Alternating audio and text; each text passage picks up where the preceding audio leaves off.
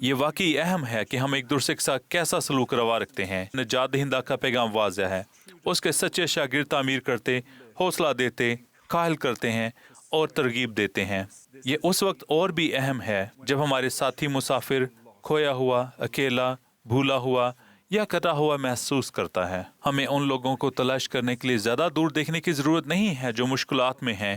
ہم اپنے خاندان، جماعت یا مقامی کمیونٹی میں کسی کی مدد سے آغاز کر سکتے ہیں۔ یسوع مسیح ضرورت مندوں، بھوکوں، اجنبیوں، بیماروں، غریبوں، قیدیوں کی دیکھ بھال کرنے کی کامل مثال ہیں۔ اس کا کام ہمارا کام ہے۔ خدا کی جانب ہمارا سفر مل جل کر ہوتا ہے۔ بنیادی طور پر ہمارے حلقوں کو خدا کے تمام بچوں کے لیے پناہ گاہ ہونا چاہیے۔ کیا ہم غیر فعال طور پر کلیسیا میں شرکت کر رہے ہیں یا فعال طور پر ایسے گروہ تشکیل دے رہے ہیں جن کا مقصد عبادت کرنا، مسیح کو یاد کرنا اور ایک دوسرے کی خدمت کرنا ہے؟ ہم صدر نیلسن کے مشورے پر دھیان دے سکتے ہیں کہ ہم منصف کم بنیں، زیادہ محبت کریں اور اپنے الفاظ اور اعمال کے ذریعے سے یسوع مسیح کے سچے عشق کو وسعت دیں۔